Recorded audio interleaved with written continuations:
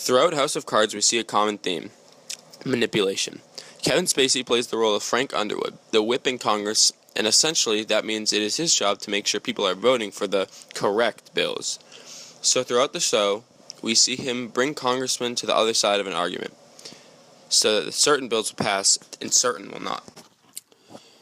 Where his true talent for manipulating people becomes very prominent is not with people voting for bills. He is amazing at influencing people in all aspects of his work, even when he is not convincing people to vote. In Frank's world, everyone is a pawn, a part of a greater picture, and it seems as though Frank has the whole world figured out.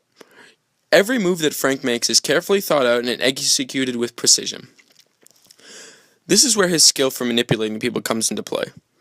The reason why he is so good at manipulating people is because when he talks to a person who he wants to do something, he plants the idea in their head without the person even knowing. And eventually that person would be as stupid as to think it was their very own idea, and Frank didn't even suspect it. Well, he did. My favorite example of this happening is when he is speaking to a man named Donald. He is freaking out because his draft of the education bill has been leaked by Frank. Now, Donald was the original designer of the bill, but now that the general public has seen his first copy, he feels too much pressure, and after talking to Frank, he tells him that he thinks Frank should be the new leader of the bill, just as Frank wanted. Donald didn't realize this, but he had just fallen into a trap. Everything that has just happened went exactly the way Frank wanted it. Frank says it best: "What a martyr craves more than anything is a sword to fall on. So you sharpen the blade, hold it at just the right angle, and 3, 2, 1. Donald falls on the sword."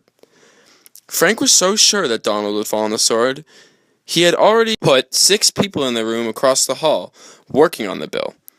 Another example of Frank manipulating someone in the workspace is with Peter Russo. He takes over Peter Russo while he attempts to run for governor. He even convinces him that not even fighting for the shipyard is the right thing to do, a choice that leaves 12,000 people jobless, making Russo look terrible, and who we see the most angry is his old friend, seen in this shot, who has just lost his job and the blood is on Russo's hands, all thanks to Frank. Frank is able to influence the media with the help of Zoe. In an excellent example, Frank gets the people to decide instead of the teachers' union because he gets Stamper, his assistant, to throw a brick through his own window, making people think that the teachers are a violent cause. Pure genius. During the process of the education bill being passed, in Frank's hometown there is an incident of a girl being killed while texting and driving, and Frank is blamed. Frank is blamed because the girl was texting another boy about a water tower she was driving by, a water tower put there by Frank. Frank travels to the town to talk to the parents of the girl, who are considering suing Frank and the government, and that is just not what they need at the time. So what Frank does is he uses his tactics to convince the family not to press any sort of charges.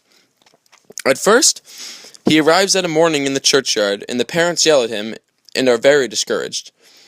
Frank then makes a speech the next day at Sunday morning mass and is able to get the majority of the audience on his side. He whips them around. His speech is literally designed to change the minds of the people and manipulate them. He speaks of hatred and how some people may be hatred towards God right now for what he has done.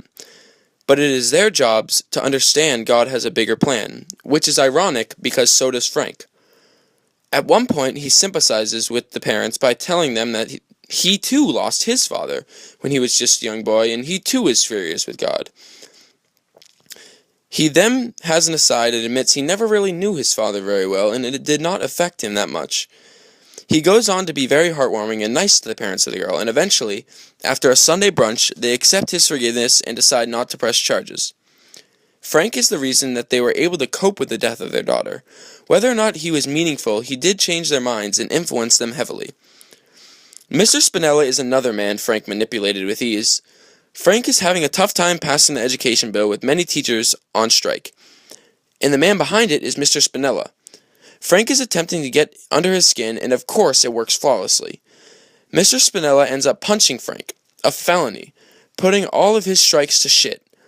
All Frank wanted to do while they were in that room was for him to get punched, and that is exactly what happened. There are 3 main women in Frank's life: Linda, Claire, and Zoe, all of which are pawns in his huge scheme. Zoe is a reporter who Frank is also sleeping with. Beginning of it, she was no more than an outlet for Frank to report insider news to. But now he continues the relationship sexually. Zoe thinks she is a very important aspect to Frank's life, and though she is, Frank sees her as another piece to the puzzle, convincing her to do whatever Frank wants. Frank's wife Claire is also another piece to the puzzle, but in this relationship they both use each other because their main goal is to gain power for both of them. The best example for this scenario is when Frank and Mr. Spinella have a debate on CNN. He clearly uses Claire to manipulate the crowd into feeling empathy for himself. He is even called out by it by Mr. Spinella, but Claire does not seem to be bothered by it. On a side note, even Claire has the ability to manipulate people. In a specific example, we see Claire manipulate a girl named Jillian, who Claire filed 20 people in order to get. Claire needs this girl and sees her as a huge asset to her company. So when Claire notices Jillian coughing while visiting her, she offers all these forms of help, such as bringing her to the doctor, making Jillian think Claire is a great person. Lastly, Linda is a co-worker with Frank, and while speaking to Frank, she never realizes it, but she is always being manipulated. When she speaks to him on the new Speaker of the House, all Frank wants her to ask him is, "Who do you think it should be, Frank?" And lo and behold, she ends up asking him, just like he wants. All these examples of manipulation help Frank to where he wants to get. It is Frank's world, everyone else is just a pawn.